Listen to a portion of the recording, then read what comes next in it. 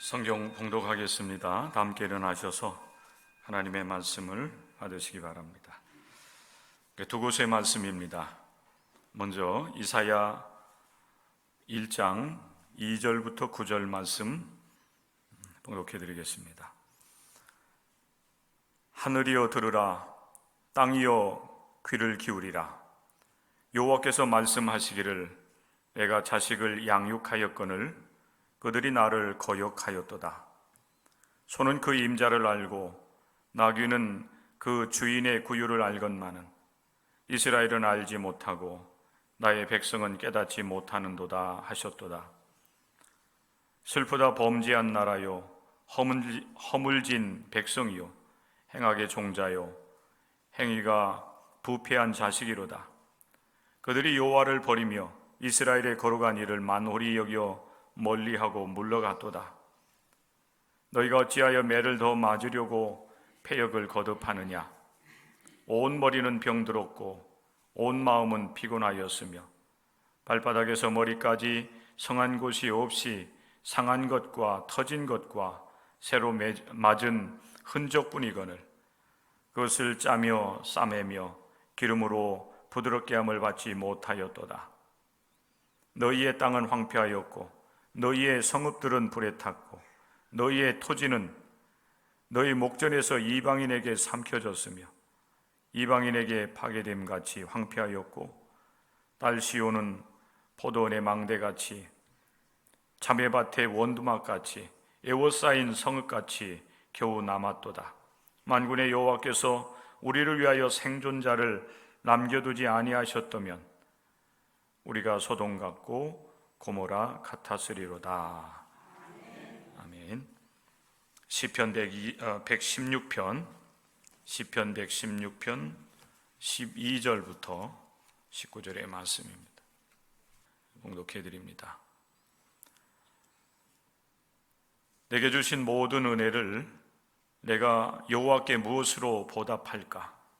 내가 구원의 잔을 들고 여호와의 이름을 부르며 여호와의 모든 백성 앞에서 나는 나의 소원을 여호와께 갚으리로다.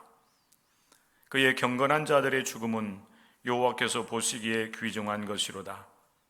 여호와여, 나는 진실로 주의 종이요 주의 여종의 아들 곧 주의 종이라. 주께서 나의 결박을 푸셨나이다. 내가 주께 감사제를 드리고 여호와의 이름을 부르리이다. 내가 여호와께 서원한 것을 그의 모든 백성이 보는 앞에서 내가 지키리로다. 예루살렘아, 내 한가운데에서 곧 여호와의 성전 뜰에서 지키리로다. 할렐루야. 아멘. 자리에 앉으시기 바랍니다.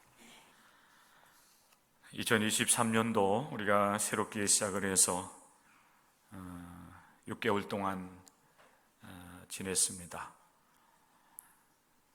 전반기 이제 6개월을 우리가 보내고 또 새롭게 출발해 나가면서 오늘은 이제 맥주 감사주일로 우리 하나님께 영광을 올려드립니다.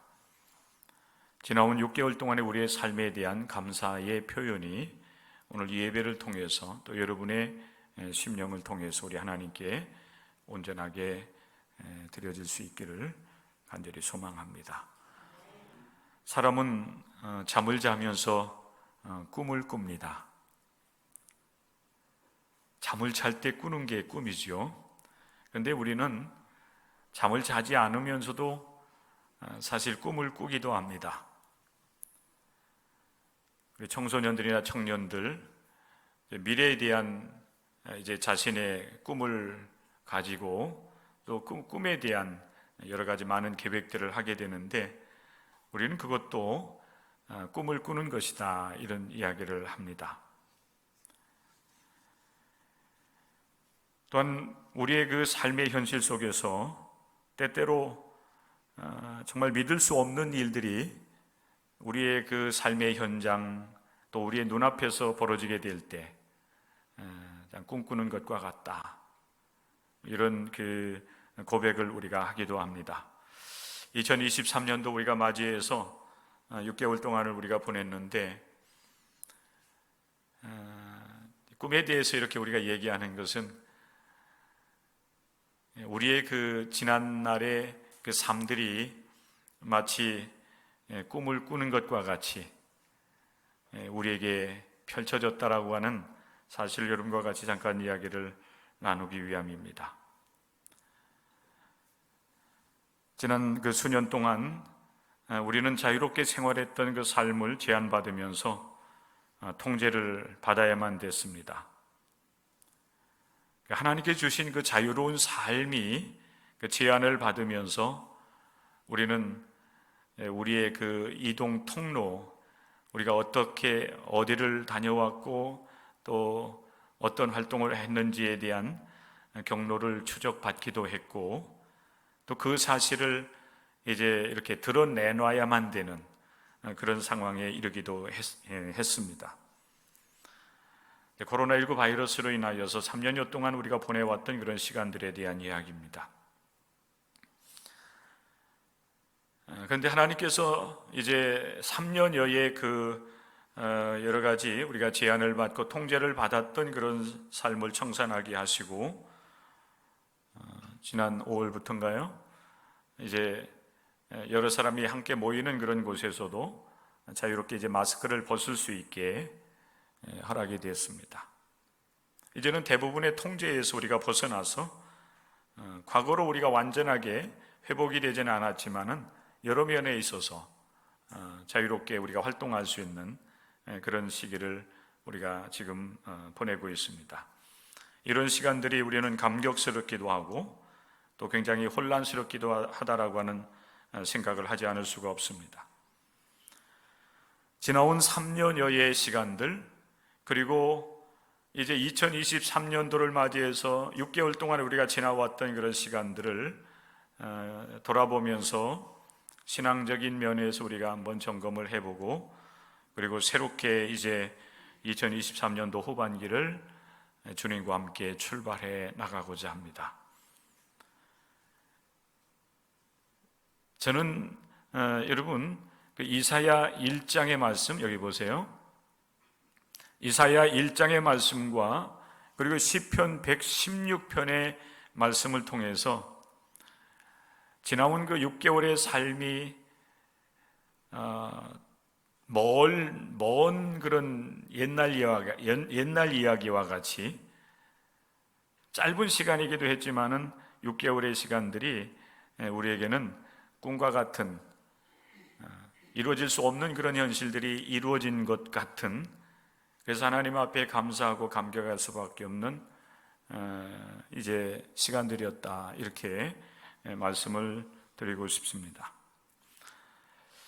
이사야 1장의 말씀에 보면 하나님께서 이사야 선지자를 선택하여서 택하셔서 하나님의 뜻을 유다와 예루살렘에 전하고 있습니다. 하나님은 안타까운 심정을 가지고 그들에게 이제 말씀을 하고 있는 것입니다. 이는 마치 하나님 앞에 교만했었던 우리들의 모습, 인간의 그 교만한 모습들을 지적을 하면서 또 그들을 책망하는 그 하나님의 모습과 같다라고 생각이 되어집니다. 하나님께서 유다와 예루살렘을 향해서 책망을 하십니다. 슬프다 범죄한 나라요, 허물진 백성이요, 행악의 종자요, 행위가 부패한 자식이로다. 그들이 여호와를 버리며 이스라엘의 거룩한 일을 만홀히 여겨서 멀리하고 물러갔도다라고 하나님께서 안타까워하십니다. 그렇게 범죄하고 하나님을 멀리하는 그 유다와 예루살렘을 향해서 하나님께서 징계의 책찍을 때리시면서 그들을 이제 다시 하나님께로 돌아오도록 이제 촉구를 하고 있는 것입니다. 이러한 모습들이 지난 3년여 동안의 우리들의 삶의 모습이 아니었겠는가라고 하는 것입니다. 하나님께서 채찍을 드시니 교만했던 인간들이 모든 활동들이 일순간에 멈추어지고, 그리고 바이러스에 의해서 많은 사람들이 고통하며 또 원치 아니하게 이제 죽음을 경험하는 사람들도 속출하기도 했습니다. 그래서 인류가 생존하기 위해서 활동들을 이제 멈춰서게 했고, 그리고 이제 마스크를 써야만 됐습니다. 그리고 급하게 백신을 개발해서 백신을 접종하는 일들을 통해서 겨우 이제 바이러스로부터 우리가 벗어나게 됐고, 또 오늘 우리가 이렇게 맞이하게 된 것입니다. 이런 모든 것들이 하나님의 어떤 섭리와 역사하심 속에 있었던 일들이 아니었겠는가라고 하는 것입니다. 이사야 1장 6절의 말씀에 보면은 그 하나님의 징계를 받는, 하나님의 책직을 받는 그 유다와 예루살렘의 모습을 이렇게 말씀을 하고 있습니다. 온 머리는 병들었고, 온 마음은 피곤하였으며 발바닥부터 머리까지 성한 것이 없이 상하고 터지고 새로 맞은 흔적뿐인데, 그것을 짜매며 그리고 기름으로 부드럽게 함을 받지 못하였다 말씀을 하고 있습니다. 지난 여러분 3년 동안의 우리의 삶의 모습들, 하나님의 징계 책직을 맞으면서 우리가 경험했던 그런 모든 모습들이 사실은 이러한 모습이었을 거예요. 그럼에도 불구하고 그 누구 하나 그 상처받고 아픈 그들의 그 육신과 마음을 치유하고 회복시켜 줄 수 있는 그런 역할들을 감당하지 못하는 그런 시대를 우리가 살아온 것입니다. 만약 우리 하나님께서 우리를 긍휼히 여겨주시지 않았다라고 한다면 아마 인류는 여러분 멸망을 당했을지도 모를 것입니다. 그런데 우리 하나님께서 긍휼에 풍성하신 우리 하나님께서 우리를 향하여서 내리치셨던 징계의 책직을 거두어 드리면서 우리는 바이러스를 극복해 나가게 되고, 그리고 이제 그동안 제한되었던, 통제되었던 우리의 삶들이, 몸도 마음도 이제는 자유롭게 활동할 수 있는 그런 시기를 우리가 맞이하고 있는 것입니다. 하나님의 긍휼하심이 우리에게 베풀어졌다라고 하는 것입니다. 그 긍휼로 인하여서 여러분 생존해 있는, 살아남은 그런 하나님의 사람들, 그리고 온 인류, 그리고 모든 이제 동식물들이 또 자유롭게 이제 새롭게 삶을 살아가게 되었음도 그것도 또한 하나님의 은혜가 아닌가 생각이 됩니다. 이사야 1장 9절의 말씀에 보면은 여러분 하나님의 징계의 책직이 내려지고, 그래서 겨우 예루살렘만 남아있는 그 유다, 예루살렘의 모습을 이렇게 그려주고 있습니다. 딸 시온이라고 표현됐는데, 여러분 이 시온은 예루살렘을 의미하는 겁니다. 그리고 예루살렘은 단순하게 예루살렘 땅뿐만이 아니라 이스라엘 전체를 여러분 의미하기도 합니다. 딸 시온은 포도원의 망대같이, 참외밭의 원두막같이, 에워싸인 성읍같이 겨우 남았도다. 만군의 여호와께서 우리를 위하여 생존자를 조금 남겨두지 아니하셨다면 우리가 소돔 같고 고모라 같았으리로다. 하나님께서 징계를 하시는 가운데 그래도 하나님께서 긍휼히 여겨주셔서 예루살렘, 그 여러분 시온이라고 하는 그 이스라엘의 그 중심이 되는 그 예루살렘 성을 하나님께서 겨우 남겨놓으셨다는 겁니다. 만약에 하나님께서 이 시온을 하나님께서 긍휼히 여기셔서 이 시온을 여러분 남겨두지 않았다라고 한다면 결국 이스라엘은 완전하게 멸망을 당하는 것입니다. 그런데 하나님께서 그들을 긍휼히 여겨주셔서 그래도 시온을 남겨주셨고, 그리고 시온 예루살렘 성에 생존자들을 조금 남겨놓으셨다는 것입니다.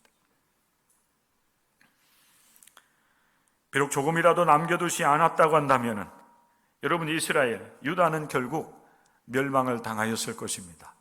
그러나 하나님께서 그들을 택하셨고 또 그들을 향하신 하나님의 계획이 있었기 때문에 그들을 완전하게 멸망시키지 아니하시고 그 예루살렘을 조금 남겨 놓으신 것입니다. 여러분, 지나온 우리가 많은 그런 어려운 시기 동안에 만약에 우리 하나님께서 우리를 향하신 하나님의 긍휼하심이 없었다면 오늘 이 시간 우리가 이곳에 함께 모여서 하나님을 찬송하고 예배할 수 있었겠는가? 우리들도 하나님의 긍휼하심을 힘입은 하나님의 사람들이라고 하는 사실 여러분 기억하면서 지나온 3년여 그리고 이제 우리에게 자유로운 시간이 주어졌던 그 6개월 동안의 삶을 기억을 하면서 하나님께 감사할 수 있는 여러분들 될 수 있기를 바랍니다. 감리교 창시자인 존 웨슬리 목사님이 어렸을 때 경험했던 이야기입니다. 그의 아버지가 여러분 시골 동네에서 목회를 하고 있었어요. 교회가 있었고 그리고 이제 사택이 있었는데 아마 그 사택이 과거에는 목조로 지어진 건물이었던 것 같습니다. 5살 때 그가 경험했던 이야기인데 아마 이 존 웨슬리는 2층 어떤 이제 여러 방 가운데 한 방에서 머물고 있었던 것 같은데 그 교회 사택 주택에 화재가 발생을 했습니다.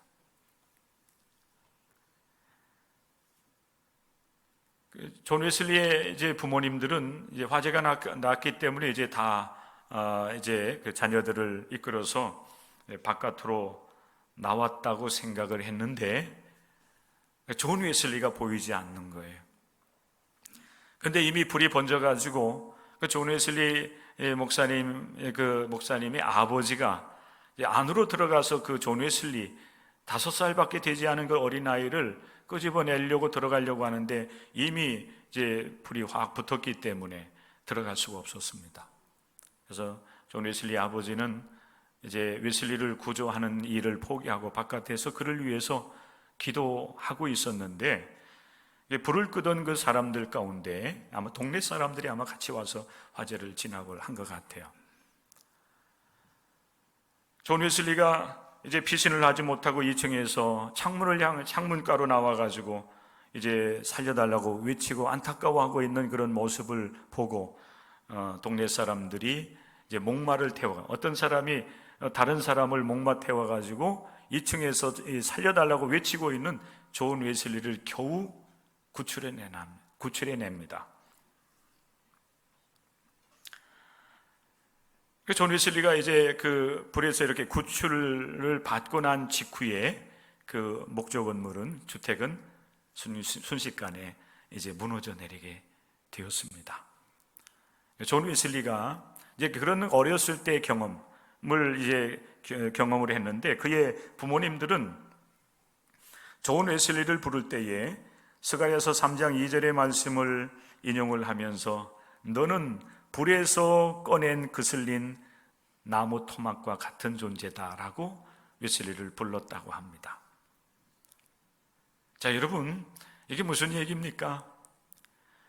존 웨슬리 향하신 하나님의 특별한 그 계획과 긍휼하심이 없었다라고 한다면은 그는 그 화재가 났을 때에 그 화재가 난 그 주택에서 탈출을 하지 못하고 구출받지 못하고 그는 결국 생명을 잃을 수밖에 없는 그런 상황이었지만은 하나님께서 존 웨슬리를 향하신 하나님의 계획하심과 긍휼하심이 있었기 때문에 그 주택이 불에 의해서 완전히 무너져 내리기 직전에 이제 겨우 구출을 받을 수 있도록 하나님께서 은혜를 베풀어 주셨다라고 하는 것입니다.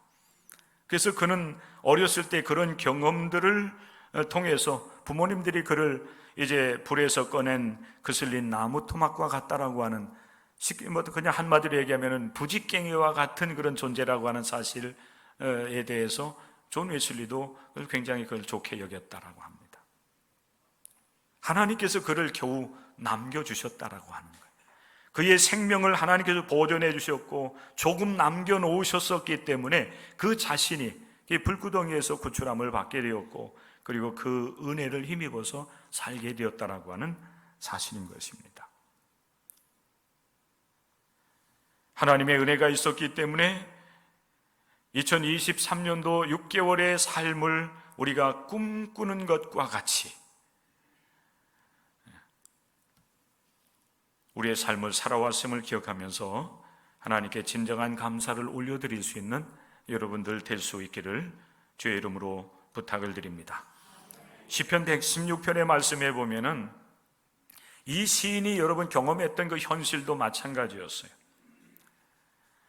이 시인이 경험했던 현실, 시편 116편 3절의 말씀에 보면 이렇게 그 자신의 현실, 그가 지나온 과거의 이 현실을, 과거를 이렇게 이야기하고 있습니다. 사망의 줄이 나를 두르고 수월의 고통이 내게 이름으로 내가 환난과 슬픔을 만났을 때에, 이렇게 얘기합니다. 사망의 줄이 나를 두르고, 이 사망이 뭡니까?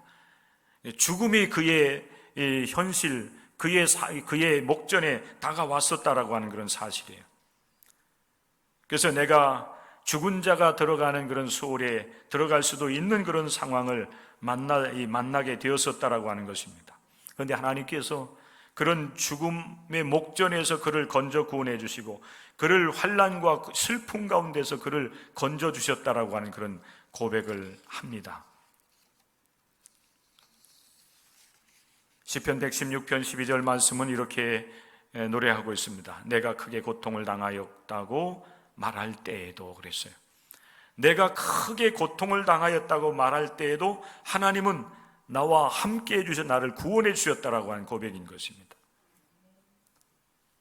그런 이 구원의 은총을 경험하고 난 이후에 이 시인이 하나님 앞에서 구원받은 그 은혜에 감사하면서 내가 어떻게 하면 하나님께서 나를 구원하신 그 은혜에 내가 보답할 수 있겠는가라고 물으면서 하나님께서 나를 구원하신 그 은혜에 보답하고자 하는 그 신앙적 고백을 하고 있는 것이 시편 116편의 말씀인 것입니다. 그는 고백합니다. 하나님은 은혜로우시고 하나님은 의로우시고 그리고 우리 하나님은 긍휼이 많으신 분입니다. 그 긍휼이 풍성하신 하나님께서 나를 그 사망 가운데서, 나를 환난 가운데서, 슬픔 가운데서 나를 건져 구원해 주셨습니다. 이 구원의 은혜를 내가 무엇으로 보답할 수 있겠습니까? 여러분, 이 시인의 이 고백이 여러분들의 고백이 될 수 있기를 바랍니다. 꿈 같은 그 6개월 동안의 시간들을 여러분들이 지나왔어요. 바라는 것은 후반기에는 더 자유로웠으면 좋겠습니다. 더 하나님의 은혜가 우리 가운데 임하였으면 더 좋겠습니다. 그래서 우리의 삶이 주님 앞에 풍성하고 그리고 주님 앞에서 우리가 많은 열매를 거두어서 하나님께 감사하고 하나님께 영광 돌리는 삶이 되었으면 참으로 좋겠습니다. 이 시인은 하나님의 은혜에 감사하면서 내가 무엇으로 하나님께 보답할 수 있을까라고 고백을 하면서 이렇게 노래하고 있습니다.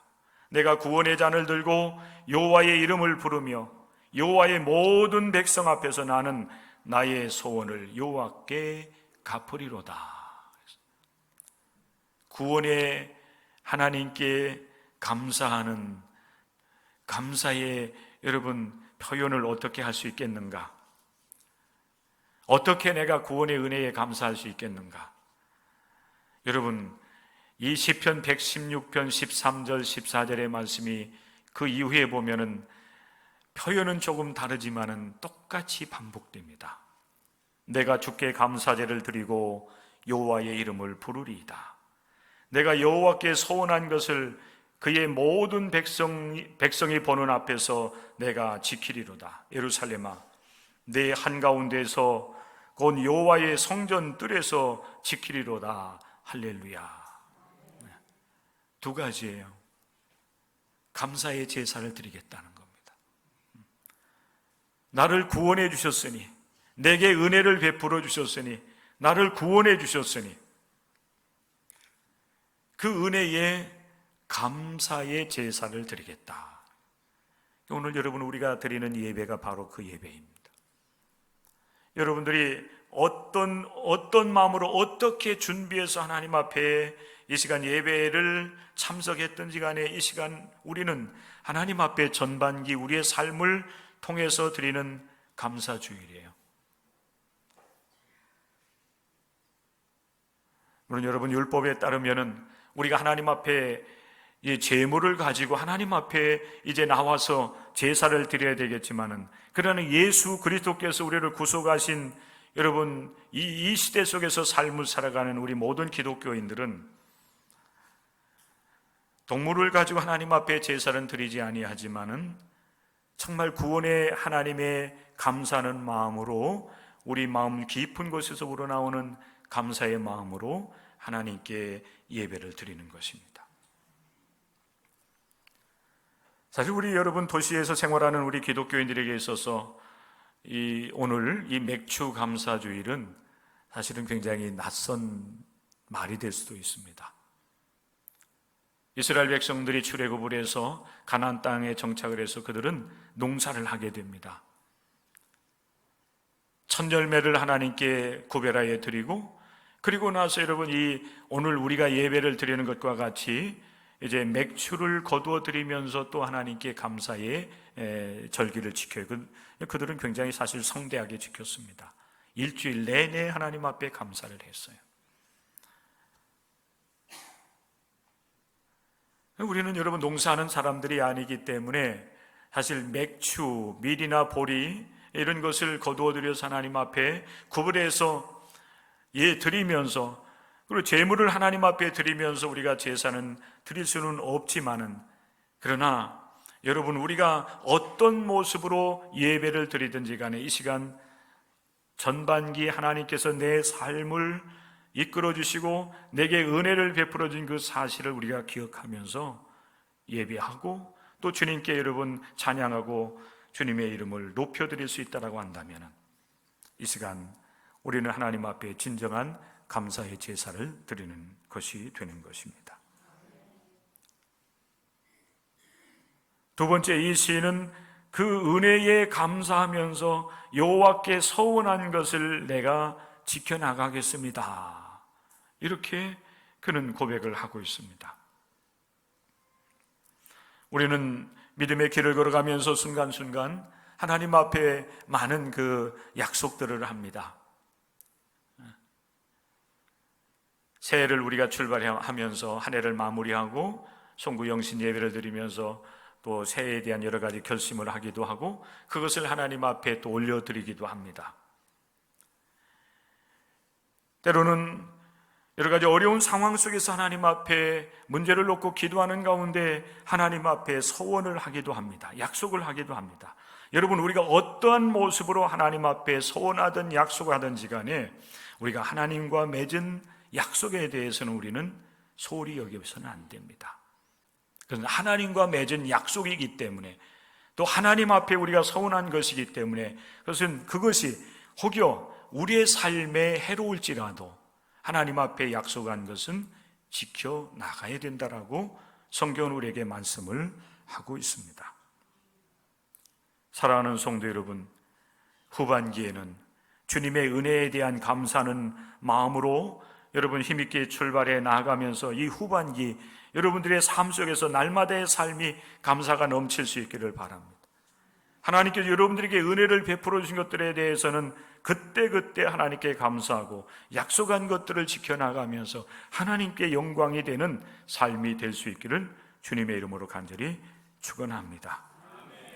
후반기에는 새로운 마음으로 또 새롭게 여러분 출발하면서 하나님의 뜻을 이뤄나가는 시간들이 되었으면 참으로 좋겠습니다. 하나님께서 여러분들에게 여러분 기대하는 바가 무엇일까요? 후반기를 출발해 나가는 여러분들에게 하나님께 기대하시는 바가 무엇일까요? 다른 것도 여러분은 없습니다. 여러분들이 우리 주님과 함께 동행하는 삶을 살아가기를 하나님은 원하시는 거예요. 하나님께서 400여 년 만에 이스라엘 백성들을 출애굽시키면서 그들에게 이제 가나안 땅에 들어가게 되면은 너희는 하나님께서 너희를 구원하신 그 사실을 기억하여 절기를 지키라고 말씀을 하고 있습니다. 그게 이제 유월절, 그리고 오늘 우리가 이제 지켜나가는 맥주절, 그리고 한 해의 모든 농사를 마무리하면서 마지막 수확을 거두어들이면서 지켜나가는 추수감사절, 수장절이라고 얘기합니다. 하나님께서 이스라엘 백성들에게 과거의 일들, 유월절을 기억하게 하시고, 또 가나안 땅에 들어가서 이제 앞으로 농사 짓고 수확하게 되면 그 수확하게 된 것에 대해서 감사하는 마음으로 절기를 지키라고 하시는 하나님의 그 목적, 이유가 있어요. 하나님의 은혜를 잊지 말라는 것입니다.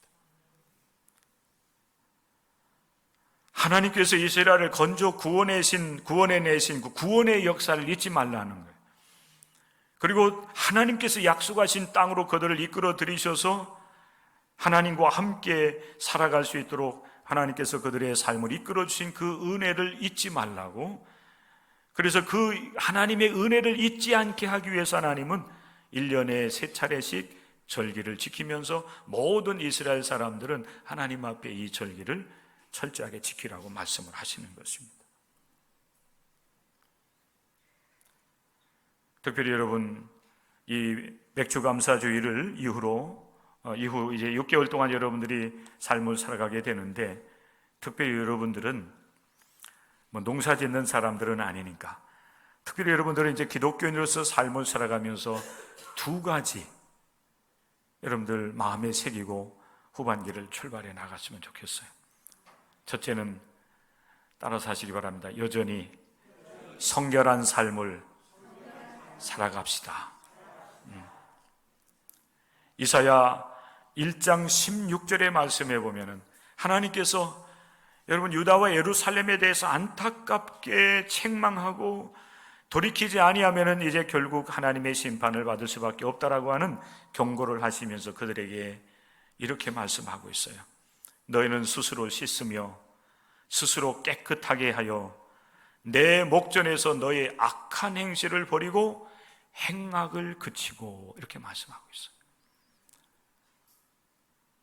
우리가 하나님의 구원을 받은 자로서 기독교인으로서 삶을 살아가면서 우리가 하나님 앞에 믿음 생활, 하나님을 찾고 예배하고 기도하는 생활, 영적 생활을 잘 감당해 나가는 그 믿음이 여러분 겉으로 드러나는 것이 뭐냐면 삶이에요. 삶. 내 믿음이 내 삶을 통해서 드러나요.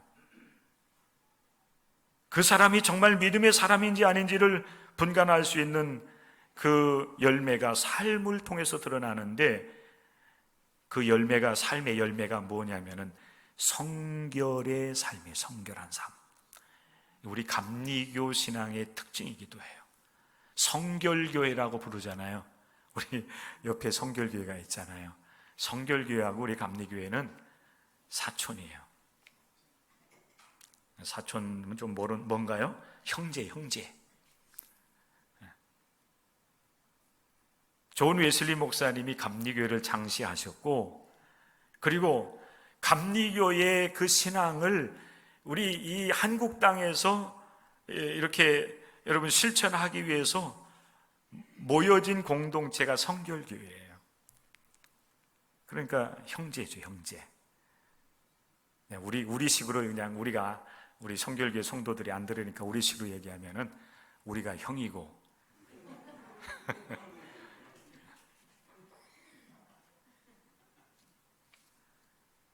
우리 감리교 신앙의 특징이 성결한 삶을 추구해 나가는 거예요.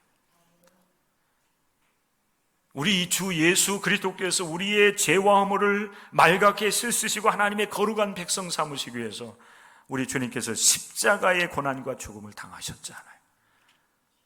우리의 죄를 사하시기 위해서 십자가에서 그 모든 죄값을 다 치르셨어요. 그리고 죄값으로 사망을 주님께서 당하신 것입니다. 예수의 보혈을 의지할 때 우리는 오늘 이 시대에 우리 하나님 앞에서 스스로 정결함을 얻을 수가 있어요. 예수의 보혈로 정결함을 얻는 거지요. 믿음으로 말미암아 우리가 하나님 앞에 거룩한 백성, 성결한 하나님의 사람들이 됩니다. 후반기에 여러분의 믿음의 삶을 통해서 세상 많은 사람들에게 성결한 삶의 열매를 보여줄 수 있기를 바라요. 하나님의 말씀을 따라 삶을 살아가면 됩니다. 2번째, 따라서 하십시오. 공의와 정의를 실천합시다. 공의와 정의를 실천하는 삶이에요. 이사야 1장 17절의 말씀에 하나님께서 이렇게 말씀을 합니다. 선행을 배우며 정의를 구하며 학대받는 자를 도와주며 고아를 위하여 신원하며 과부를 위하여 변호하라. 하나님께서 기뻐하는 삶이에요. 하나님께서 여러분에게 구하는 열매예요. 성결한 삶과 공의와 정의를 실천하는 삶. 그게 뭡니까? 여기 선행을 배우며 정의를 구하며, 그러니까 우리 주변에 여러분 어려움 당하는 사람들, 가난하고 병들고 소외되고 연약한 그런 심령들, 홀로 되어서 외롭게 힘겹게 인생을 살아가는 사람들을 보면서 외면하지 말고 그들을 돌봐줘라 하는 것. 고아를 위하여 신원하며 과부를 위하여 변호하라. 그런데 여러분, 오늘 시대 사람들은 이런 사람들 보면 어떻게 합니까? 무시하잖아요.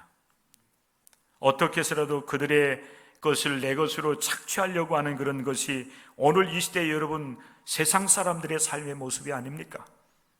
이런 시대 속에서 우리 기독교인들은 오히려 그들을 여러분 이제 두둔하고 품어주고 위로하고 그들을 세워서 힘있게 살아갈 수 있도록 돕는 역할들을 우리가 할 수 있어야 되겠다는 것입니다.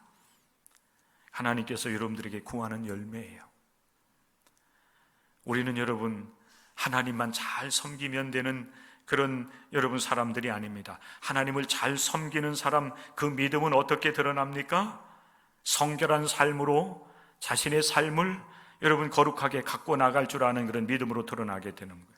그리고 더 나아가서는 우리의 이웃들을 향해서 사랑의 손길을 펴고 실천해 나가는 일을 통해서 그 믿음이 열매로 드러나게 되는 것입니다.